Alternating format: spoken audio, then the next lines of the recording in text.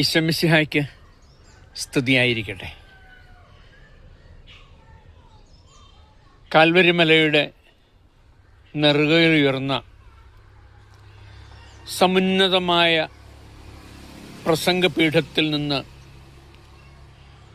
ക്രൂശിതൻ മൊഴിഞ്ഞ 7 തിരുവചനങ്ങൾ, 7 മൊഴിമുത്തുകൾ.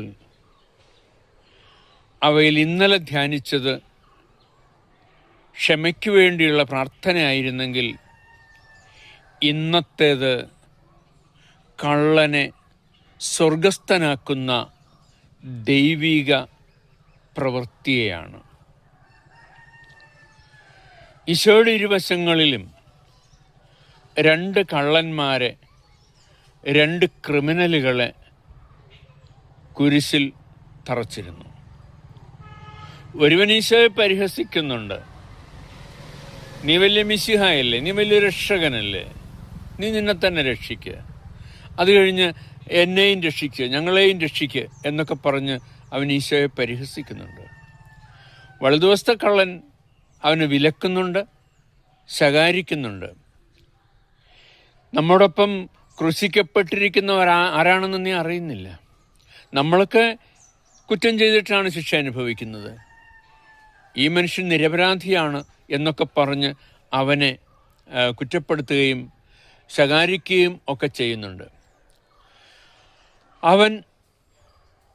അവൻ്റെ ഹൃദയത്തിൻ്റെ ആഴങ്ങളിൽ നിന്ന് ഈശോയോട് ഒരു ചോദ്യം ചോദിക്കുന്നുണ്ട്. നീ നിൻ്റെ രാജ്യത്തിലായിരിക്കുമ്പോൾ എന്നെയും കൂടി ഓർമ്മിക്കുമോ? ആ കള്ളൻ്റെ, ആ ക്രിമിനലിൻ്റെ മരണത്തിന് തൊട്ടു മുമ്പുള്ള അവസാനത്തെ പ്രാർത്ഥനയാണത്. ആ പ്രാർത്ഥനയ്ക്ക് മുമ്പ് അവൻ നന്നായി അനുദപിക്കുന്നതായിട്ട് നാം സുവിശേഷത്തിൽ വായിക്കുന്നുമുണ്ട്. പ്രാർത്ഥനയ്ക്കുത്തരമായി ഈശോ പറയുന്നു, ഇന്ന് നീ എന്നോടുകൂടെ പറുദീസായിലായിരിക്കുമെന്ന്. ഈ വചനം തരുന്ന സന്ദേശം ഇതാണ്: ഈ ലോക ജീവിതത്തിലെ ഏത് നിമിഷവും മനസാന്തരപ്പെടാം. വിശ്വാസത്തോടെ, അനുതാപത്തോടെ ഈശോയിലേക്ക് തിരിഞ്ഞാൽ ഈശോ കൈവിടുകയില്ല. കള്ളന് പറുദീസ നൽകിയവനാണ് ഈശോ.